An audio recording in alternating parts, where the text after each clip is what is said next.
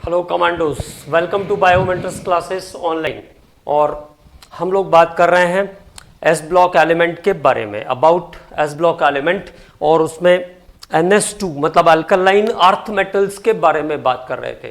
तो beryllium, magnesium, calcium, स्ट्रांशियम, barium और radium, ये अल्कलाइन अर्थ मेटल्स हैं जिनके पास बैलेंस सेल में 2 इलेक्ट्रॉन प्रेजेंट होते हैं और ये +2 ऑक्सीडेशन नंबर शो करते हैं। These elements show the +2 oxidation number. In elements का ऑक्सीडेशन नंबर कितना होता है? +2। ठीक है।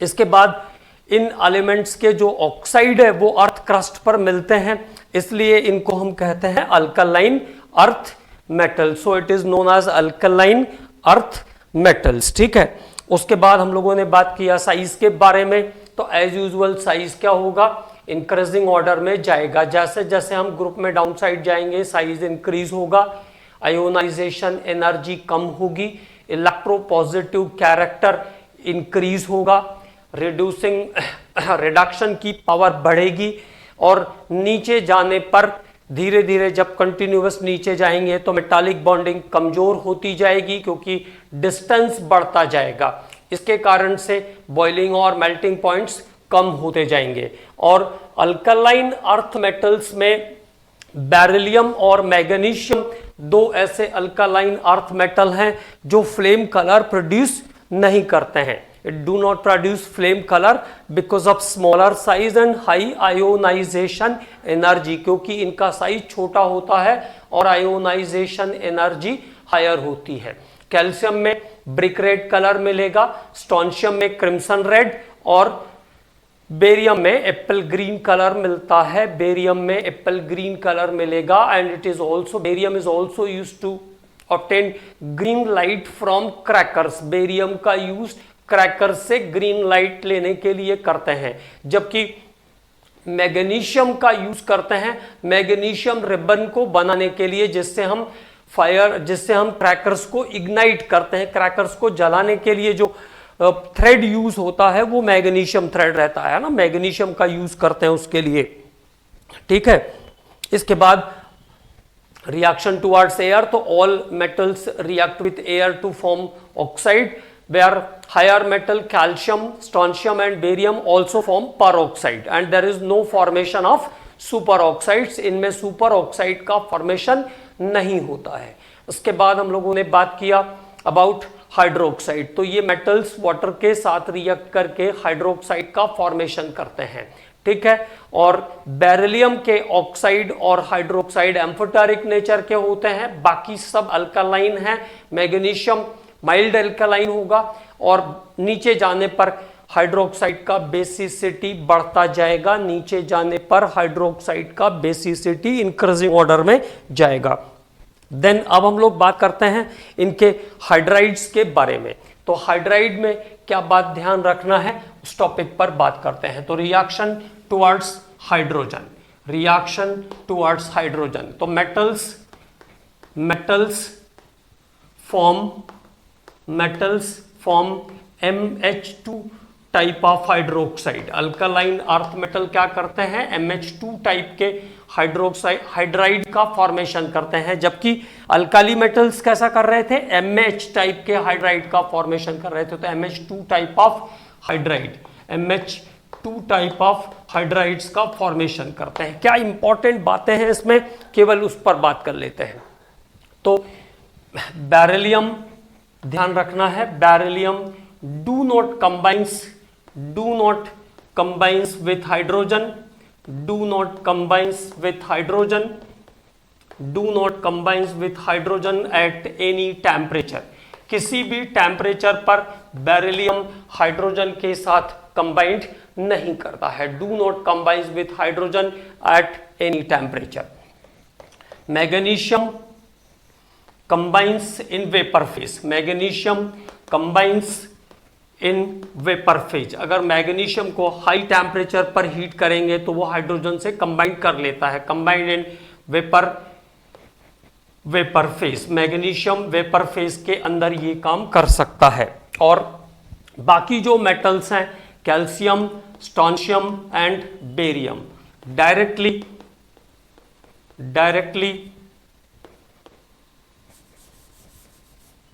combines with hydrogen, directly combines with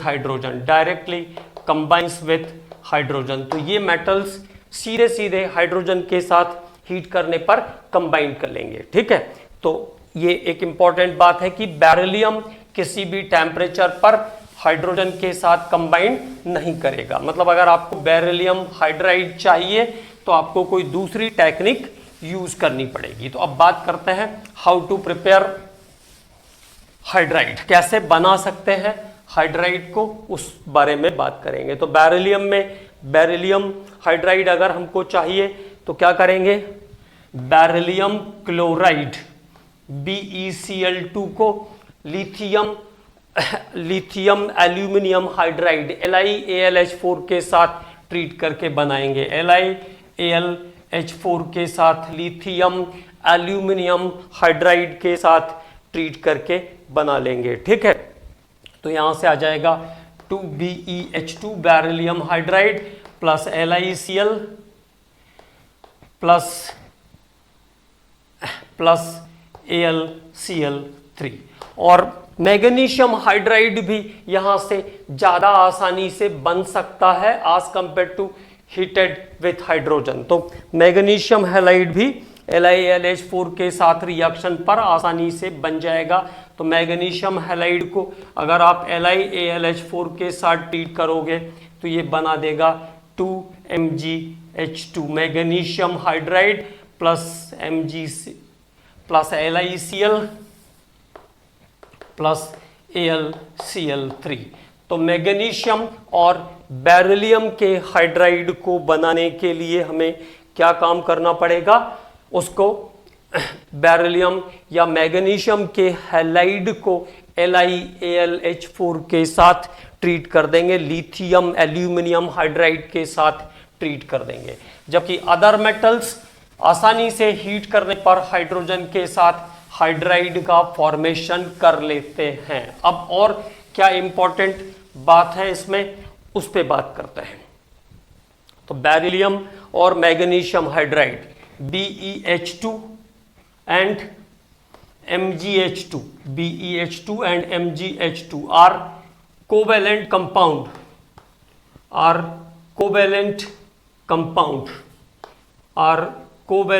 compound, ये कोवेलेंट कंपाउंड्स के फॉर्म में मिलेंगे, आर कोवेलेंट कंपाउंड। जबकि हायर वाले जो हैं वो आयोनिक नेचर के होंगे। कैल्शियम से लेकर के हायर वाले जो मेटल्स हैं उनके हाइड्राइड आयोनिक नेचर के होते हैं। तो beryllium and magnesium hydride are covalent in nature and form polymeric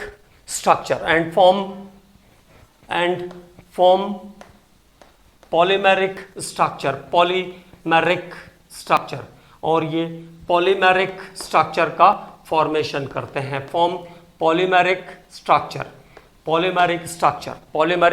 का फॉर्मेशन भी करेंगे, है ना। Form polymeric structure in which banana bond is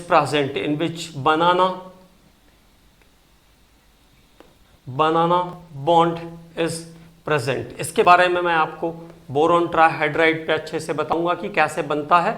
banana bond is present, जिसमें बनाना बॉन्डिंग होती है। Also called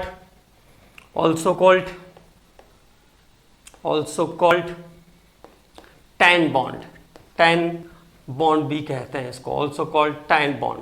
and this compound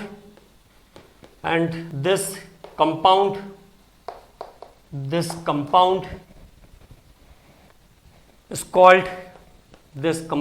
called 2 electron 3 corner compound 2E3C, 2 electron 3 corner compound 2E3C compound भी इसको हम कह सकते हैं, ठीक है। 2 इलेक्ट्रॉन जहां पे 3 कॉर्नर को जोड़ता है। देखिए बेरिलियम के पास बैलेंस सेल के अंदर 2 इलेक्ट्रॉन है। बेरिलियम के पास बैलेंस सेल के अंदर 2 इलेक्ट्रॉन हैं। तो अगर वो BeH2 का फॉर्मेशन करता है तो वो बॉन्डिंग कैसी होगी उसकी, बेरिलियम हाइड्राइड की बॉन्डिंग कैसे किस प्रकार की होगी उसकी बात कर रहे हैं हम लोग, BeH2। तो अगर वो इस तरीके से बॉन्ड करेगा, देखो अब 2 हाइड्रोजन तो उसने जोड़ लिए बेरिलियम ने, अब उसके पास कोई फ्री बैलेंस ही बची नहीं, तो वो बेरिलियम अगला बेरिलियम कैसे जोड़ेगा पॉलीमेरिक स्ट्रक्चर में। तो जब पॉलीमेरिक स्ट्रक्चर में जुड़ता है तब क्या होगा, हाइड्रोजन का जो एक इलेक्ट्रॉन था, एक इलेक्ट्रॉन हाइड्रोजन का अगर इसके साथ यूटिलाइज हो गया, एक इसके साथ यूटिलाइज हो गया, तो बॉन्डिंग के लिए इलेक्ट्रॉन ही नहीं बचेंगे। इसलिए क्या होता है, हाइड्रोजन का जो एक इलेक्ट्रॉन है वो एक हिस्से को जोड़ेगा, दूसरा वाला बेरिलियम के दूसरे हिस्से को जोड़ेगा जब वो पॉलीमेरिक फॉर्म में आ रहा है तब, when it is in polymeric form, जब वो पॉलीमेरिक फॉर्म में आ रहा है तब वो इस तरीके की स्ट्रक्चर पे जाएगा। ठीक है, तो ये हुआ बेरिलियम हाइड्राइड का polymeric structure. This is the structure of polymeric structure of beryllium hydride.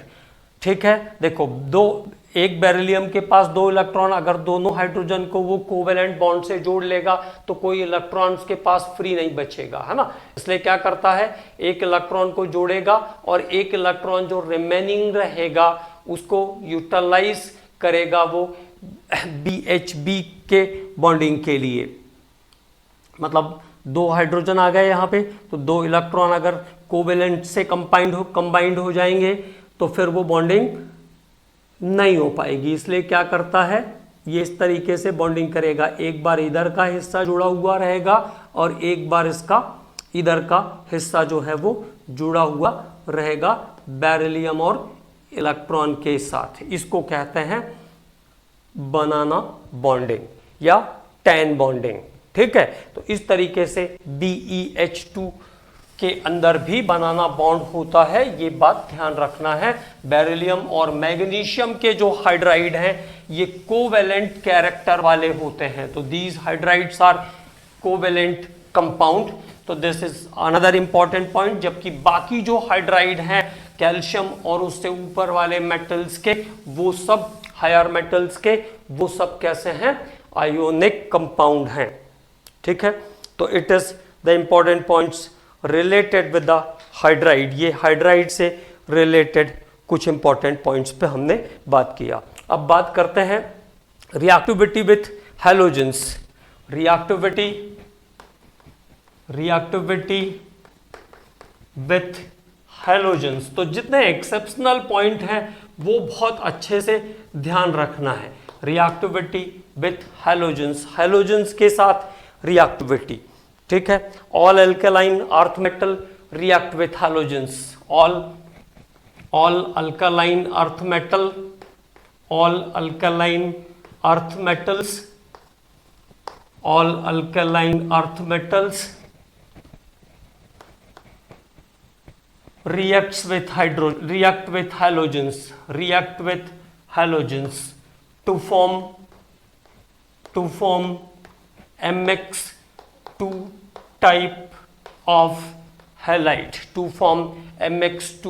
of halide, MX2 type के हैलाइड का फॉर्मेशन करते हैं। To form MX2 type of halide मतलब मेटल डायरेक्टली हैलोजन के साथ हीट करने पर MX2 बना लेगी। यहाँ पे मैं कॉमन X लिख देता हूँ, तो X2, तो ये हो जाएगा MX2 टाइप के हैलाइड का फॉर्मेशन कर लेता है।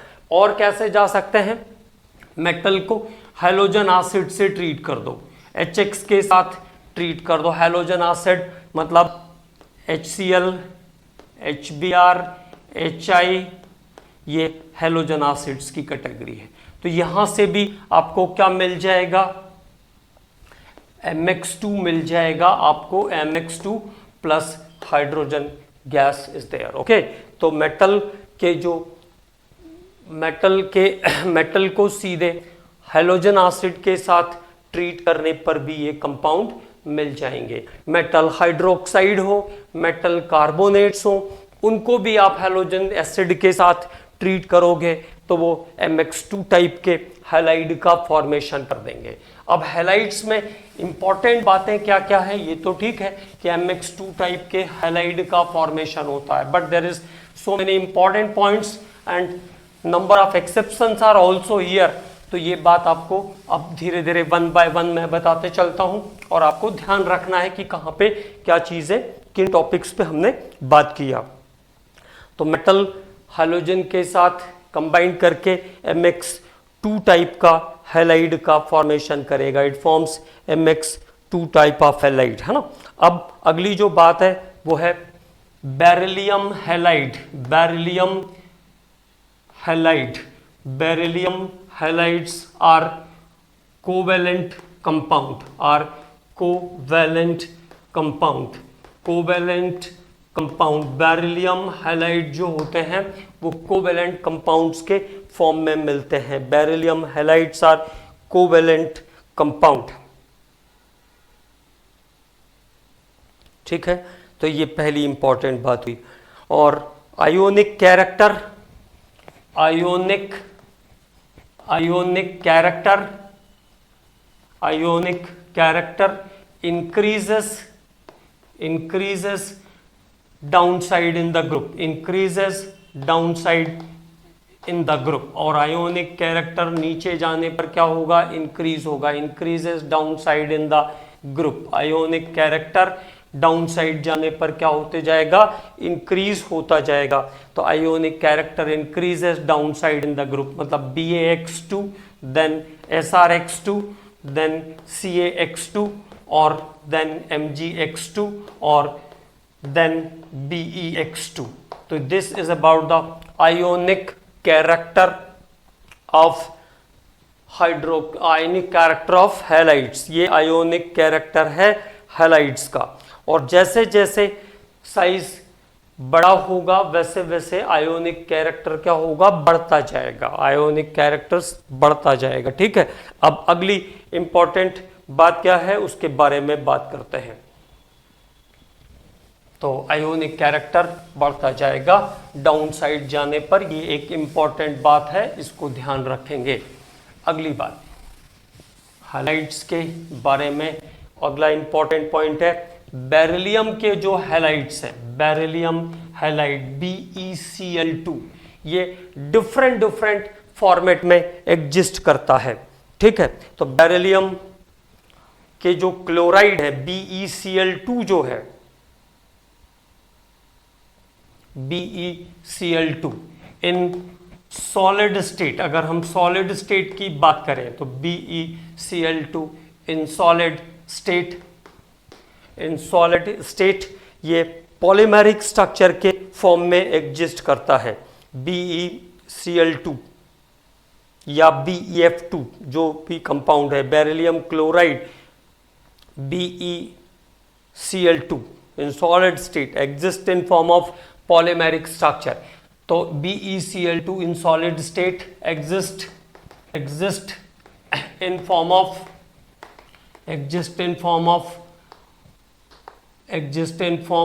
पॉलीमेरिक स्ट्रक्चर, पॉलीमेरिक स्ट्रक्चर के फॉर्म में एग्जिस्ट करता है, polymeric structure. It is sp3 hybridized, और ये sp3 हाइब्रिडाइज्ड होता है, ये बात भी ध्यान रखना है। तो पॉलीमेरिक स्ट्रक्चर में BeCl2 का जो एग्जिस्टेंस है वो sp3 हाइब्रिडाइज्ड फॉर्म में है, sp3 हाइब्रिडाइजेशन शो करता है BeCl2 in its polymeric structure. और ये आया अगला बेरिलियम, ठीक है। तो पॉलीमेरिक स्ट्रक्चर में जब ये रहेगा तो पॉलीमेरिक स्ट्रक्चर के अंदर बेरिलियम sp3 हाइब्रिडाइज्ड होता है, ये एक इंपॉर्टेंट बात हो गई, ठीक है। तो ऐसा ध्यान रखना है, सॉलिड स्टेट में रहेगा इसका पॉलीमेरिक स्ट्रक्चर, और जब ये गैसेस स्टेट में रहेगा या वेपर फेज में गैसेस स्टेट में रहेगा, ऐसा कह लेते हैं, तब ये कैसा रहेगा, डाइमेरिक फॉर्म में एग्जिस्ट करता है, ठीक है। मोनोमर जो होता है इसका वो sp हाइब्रिडाइज्ड होता है और डाइमर इसका sp2 हाइब्रिडाइज्ड होता है। तो ये सभी इंपॉर्टेंट कंडीशन है, ये अच्छे से ध्यान रखना है। तो अगली बात करते हैं इन वेपर स्टेट और जब ये वाष्पावस्था में होगा in vapour state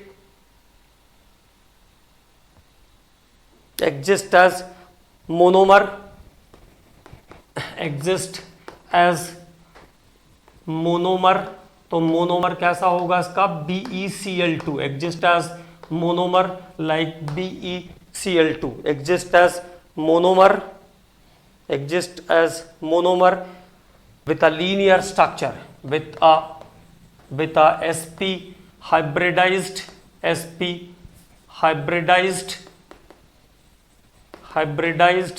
linear structure, sp hybridized linear structure के फॉर्म में एग्जिस्ट करेगा वेपर फेज के अंदर, exist as linear structure of sp hybridization above 1200 degree centigrade, above 1200 kelvins, not degree centigrade, above 1200 kelvins, but below 1200 Kelvin, it is below 1200 Kelvin, it is exist in sp2 hybridized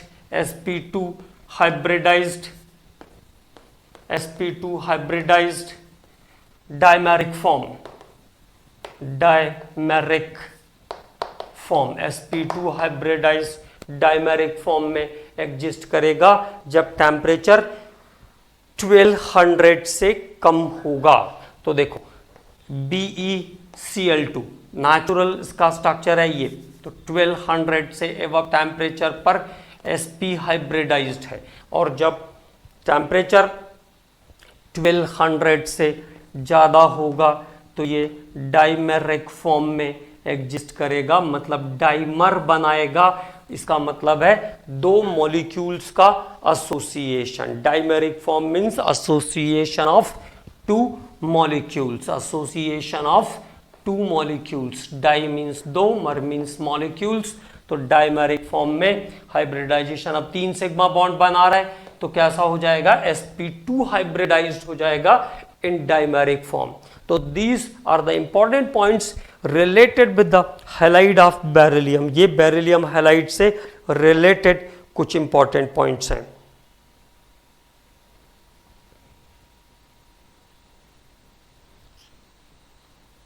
ठीक है, तो beryllium halide से related important points अगले point पे बात करते हैं। अब अभी भी हैलाइड से ही रिलेटेड बात करना है। 1-2 पॉइंट्स और इसमें इंपॉर्टेंट है, एक एक्सेप्शनल केस है, तो ये ध्यान रखेंगे। BeF2 beryllium fluoride BeF2 is soluble in water, जबकि कोवेलेंट कंपाउंड रहते हैं बेरिलियम के सभी हैलाइड, लेकिन BeF2 जो है वो सॉल्युबल है वाटर के अंदर, soluble in water due to high hydration energy, जैसे जैसे नीचे जाएंगे कैटायन का साइज बढ़ेगा तो हाइड्रेशन एनर्जी कम होती जाएगी। तो हाइड्रेशन एनर्जी के कारण बेरिलियम फ्लोराइड जो है वो वाटर में सॉल्युबल है, जबकि लिथियम फ्लोराइड कोवेलेंट कैरेक्टर रखता है और इनसॉल्युबल इन वाटर होता है, ये भी ध्यान रखेंगे। तो BeF2 is soluble in water,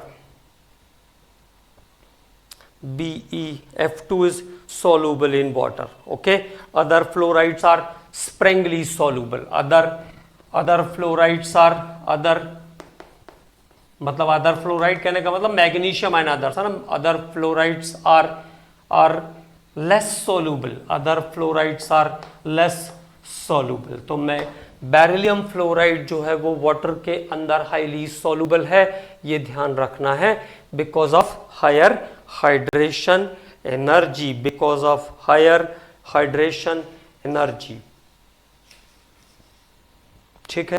तो this is the again one of the important point. और देखो बेरिलियम के जो हैलाइड है BeCl2, मैंने आपको स्ट्रक्चर बताया था, ये 4 वाटर के साथ एग्जिस्ट करता है।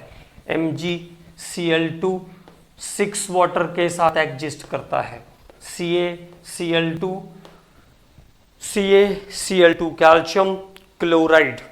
कैल्शियम क्लोराइड स्टांशियम क्लोराइड दोनों 6 वाटर के साथ एग्जिस्ट करते हैं। कैल्शियम क्लोराइड और स्टांशियम क्लोराइड भी 6 वाटर के साथ एग्जिस्ट करता है। sp3d2 हाइब्रिडाइज्ड होते हैं, जबकि बेरियम का जो क्लोराइड है BaCl2 exist only with 2 water.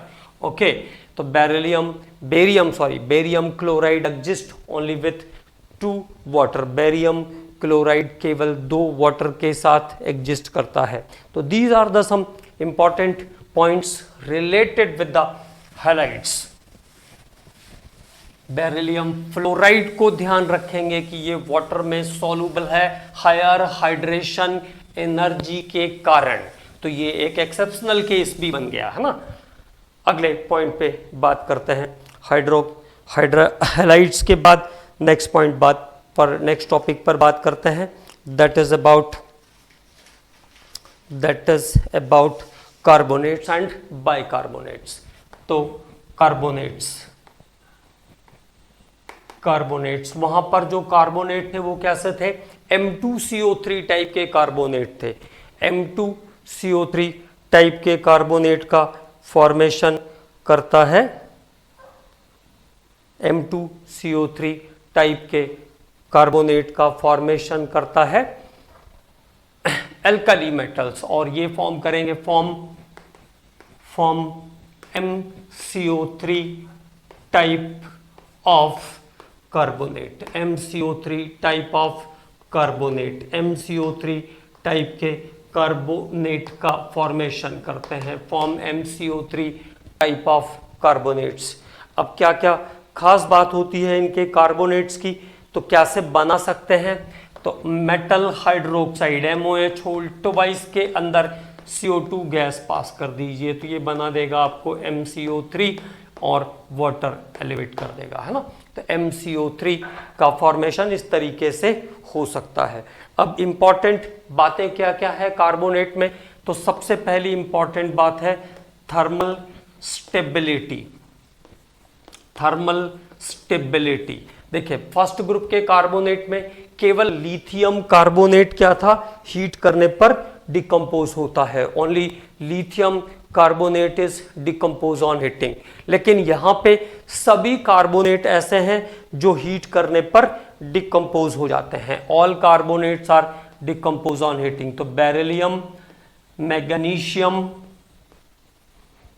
Calcium, strontium और बेरियम कार्बोनेट में जो थर्मल स्टेबिलिटी है, बेरियम कार्बोनेट का थर्मल स्टेबिलिटी डाउन साइड जाने पर क्या होता है? इंक्रीज होता जाता है। थर्मल स्टेबिलिटी डाउन साइड जाने पर इंक्रीज होता जाता है, और इसका डिग्री सेंटीग्रेड के अंदर जो टेम्परेचर है स्टेबिलिटी का वो है 100 बेरिलियम कार्बोनेट के लिए, 540 for magnesium carbonate. Calcium carbonate में 900 1290 फॉर स्टांशियम कार्बोनेट और 1360 फॉर बेरियम कार्बोनेट। हमको क्या ध्यान रखना है?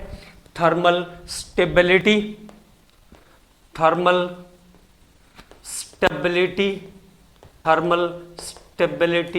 increases downside in the group, increases downside in the group। तो थर्मल स्टेबिलिटी ग्रुप में डाउन साइड जाने पर क्या होती जाती है? इंक्रीज होती जाती है। ये एक इंपॉर्टेंट बात है, ठीक है। अब बात करते हैं सॉल्युबिलिटी के बारे में।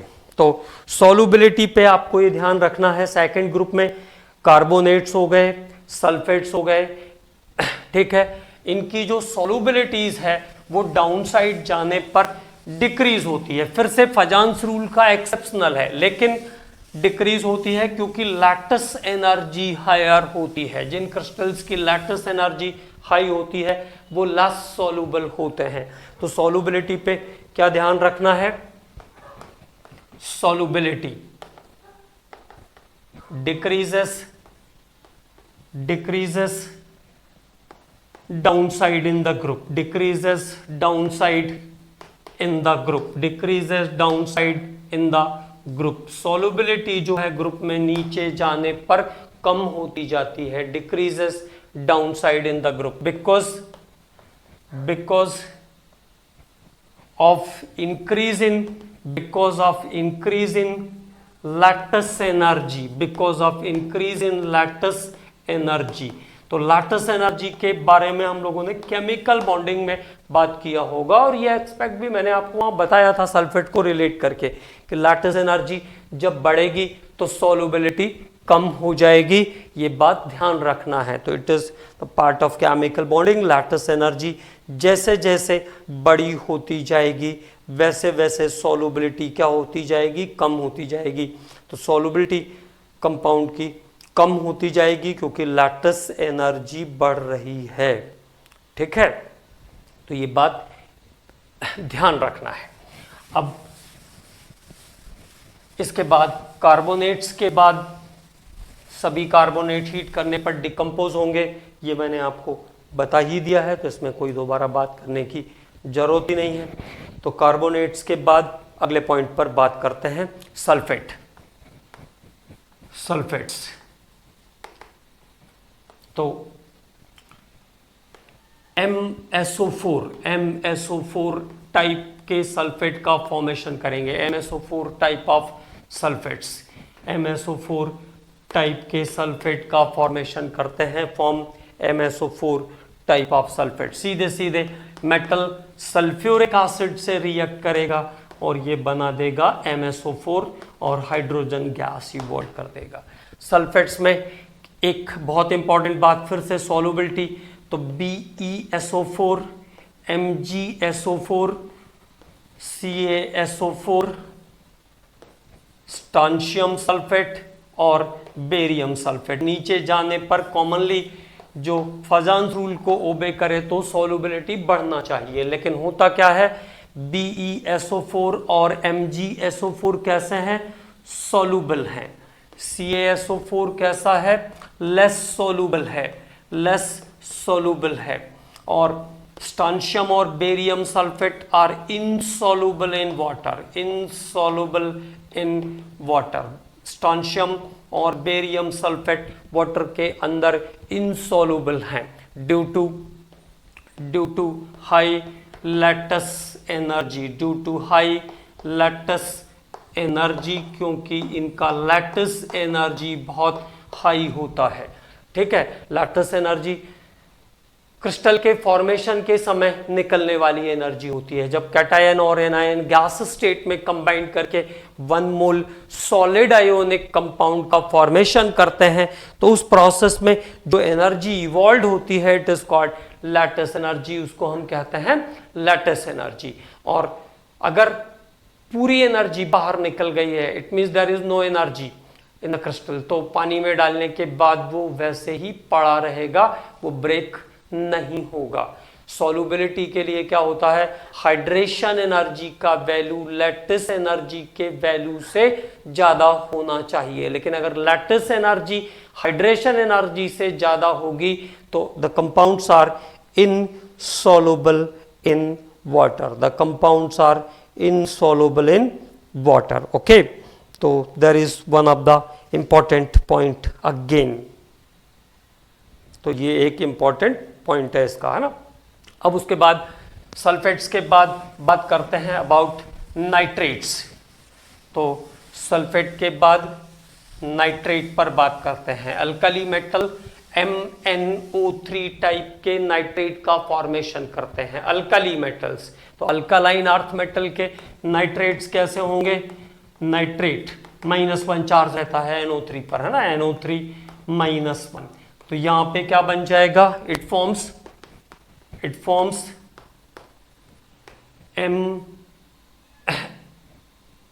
MnO3 whole twice types of nitrate, MnO3 whole twice type of nitrate। तो MnO3 whole twice type के नाइट्रेट का फॉर्मेशन करेंगे ये सभी मेटल्स। ठीक है, क्या काम करना है इसके लिए?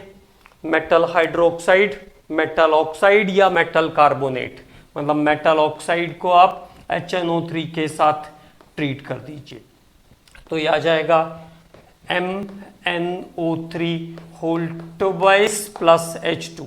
Okay, metal hydroxide MOH whole twice plus HNO3, then again it gives MnO3 whole twice plus water.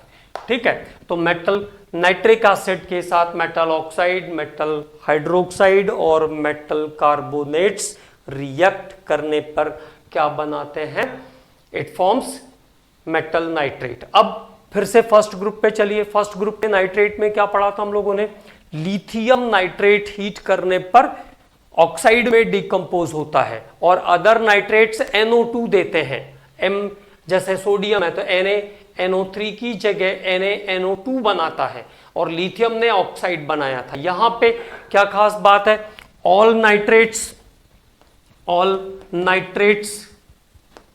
Give oxide, सभी नाइट्रेट ऑक्साइड का फॉर्मेशन करते हैं। ऑल नाइट्रेट्स गिव ऑक्साइड, तो MnO3 होल ट्वाइस अगर हीट करोगे तो क्या बना देंगे? MO बना देंगे, MO form MO। Okay, metal oxide का फॉर्मेशन कर लेंगे और साथ में NO2 गैस प्लस O2।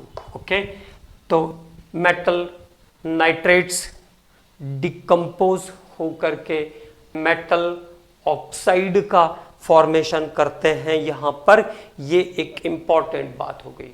ठीक है, आगे कंटिन्यू करते हैं।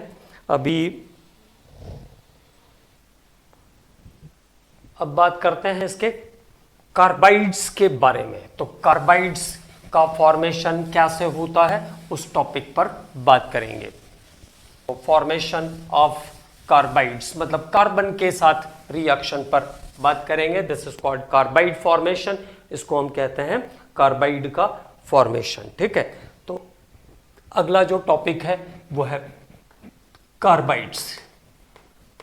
तो alkaline earth metals, alkaline earth metals form different types of carbide, different types of carbide, different type के कार्बाइड का फॉर्मेशन करता है। It forms different types of carbide, M2C, MC2 और M3C2 टाइप के कार्बाइड का, M2C3 होना चाहिए, M2C3 type के कार्बाइड का फॉर्मेशन करता है। मैग्नीशियम का कार्बाइड रहता है, M2C3 टाइप ऑफ कार्बाइड। तो डिफरेंट टाइप के कार्बाइड का फॉर्मेशन करता है ये। ठीक है, और बेरिलियम के लिए आपको ध्यान रखना है, हाई टेम्परेचर पर वो कार्बाइड फॉर्मेशन करता है। तो बेरिलियम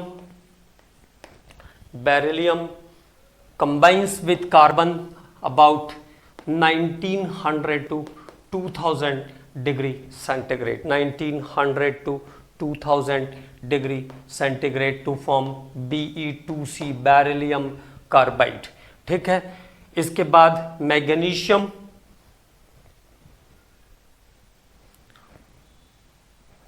इसके बाद आपका हुआ ये पहला कार्बाइड हुआ जिसमें M2C का एग्जाम्पल लिया हमने, M2C। अब MC2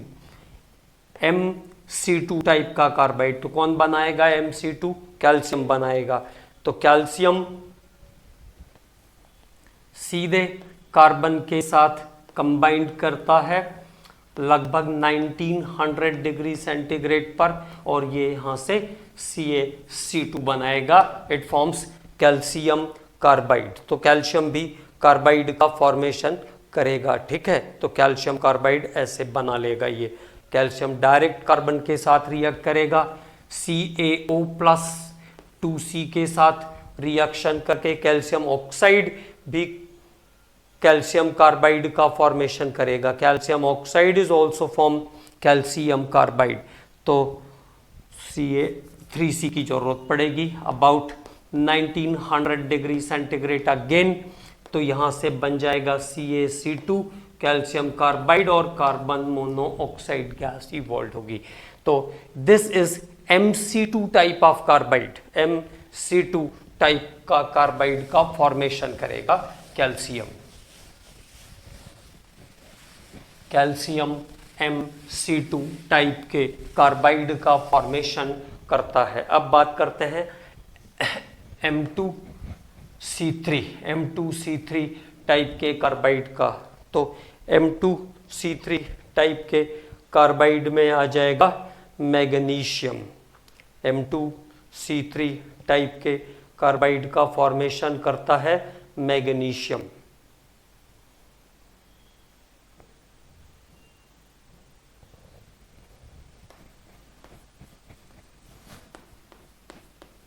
एसिटाइलिन गैस के साथ कंबाइन करेगा मैग्नीशियम एसिटाइलिन गैस के साथ about 600 degree centigrade. 600 degree centigrade पर ये रिएक्शन होगी और बन जाएगा Mg2C3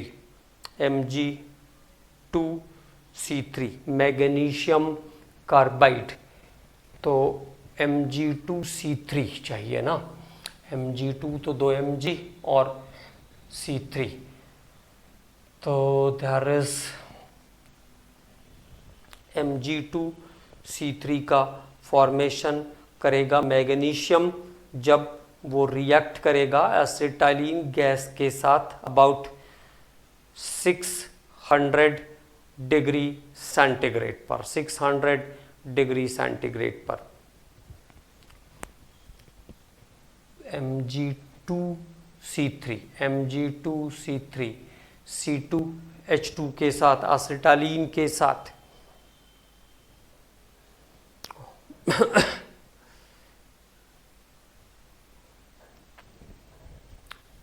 Mg2C3 तो कैसे जाएगा ये 2 Mg और C2 तो Mg2C3 क्योंकि प्रोपाइन का फॉर्मेशन होता है तो 3 इसके 2 हैं और इसके 3 हैं। तो ऐसा करते हैं, इसके 2 कार्बन है इसके पास, तो इसको 3 करेंगे तो इसके पास हो जाएंगे, 3 कर दिया तो 3C2H2 तो 3C2H2 तो इसके पास हो जाएंगे अब 6 कार्बन और Mg2 6 कार्बन हो गए और C3 तो Mg2C3 तो 4 ले लीजिए आप यहाँ पे, तो ये आ जाएगा 2Mg2C3 प्लस यहाँ से मिल जाएगा आपको 3H2 पास आउट हो जाएगा 3H2 तो Mg2C3 मैग्नीशियम कार्बाइड। अब खास बात क्या होती है इसमें उस पर बात कर लेते हैं। तो बेरिलियम का जो कार्बाइड है Be2C जो है वो वाटर के साथ जब हाइड्रोलाइज होगा, वाटर के साथ रिएक्शन करोगे तो CH4 बनाएगा, CH4 plus 2BeOH whole twice. तो बेरिलियम का कार्बाइड मीथानॉइड होता है, ये ध्यान रखना है। बेरिलियम एल्यूमिनियम इन दोनों का कार्बाइड जो है वो मीथानॉइड है। तो बेरिलियम का कार्बाइड वाटर के साथ रिएक्ट करके मीथेन गैस प्रोड्यूस करता है। कैल्शियम का carbide CaC2 calcium carbide water के साथ रिएक्ट करके एसिटाइलिन गैस प्रोड्यूस करता है, CH triple bond CH produce करेगा तो CaOH whole twice as the by product. और अगर मैग्नीशियम का कार्बाइड है Mg2C3 तो ये वाटर के साथ रिएक्ट करके प्रोपाइन बनाता है, it reacts with water to form propyne. तो this is important points related with carbide, ये कार्बाइड से रिलेटेड इंपॉर्टेंट पॉइंट है। MgOH होल ट्वाइस भी बनेगा ना। तो there is the formation of carbide of alkaline earth metals and its different combination with water. तो beryllium carbide को हम मिथानॉइड कहते हैं, बेरिलियम कार्बाइड को मिथानॉइड कहते हैं, जबकि calcium carbide acetylene gas produce करता है, calcium carbide producing acetylene gas, and magnesium carbide producing propyne. Magnesium carbide क्या बनाता है? प्रोपाइन बनाता है। Magnesium carbide producing propyne, hydrolysis कर देंगे तो प्रोपाइन में कन्वर्ट हो जाएगा मैग्नीशियम कार्बाइड। अब बात करते हैं रिएक्शन विथ लिक्विड अमोनिया, जैसा हम लोगों ने बात किया था अल्कली मेटल्स में। तो अल्कली मेटल्स में सभी अल्कली मेटल्स लिक्विड अमोनिया में डिसॉल्व होते हैं। यहां पे एक एक्सेप्शन आएगा, बेरिलियम, है ना। तो beryllium accept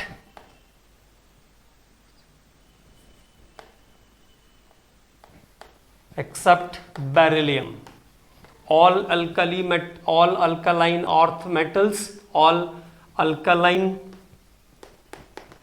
earth metals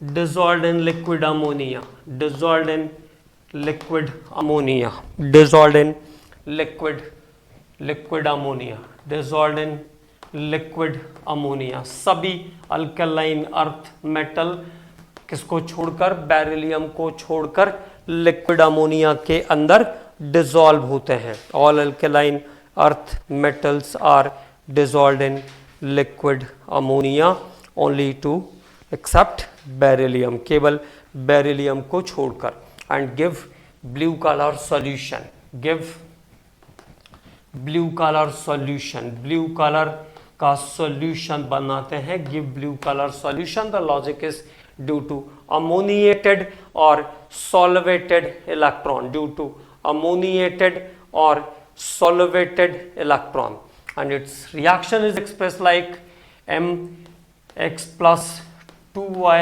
of ammonia, and now it gives M2 plus, और यहाँ पे आ जाएगा आपका मेटल का चार्ज है +2, तो NH3 whole x, NH3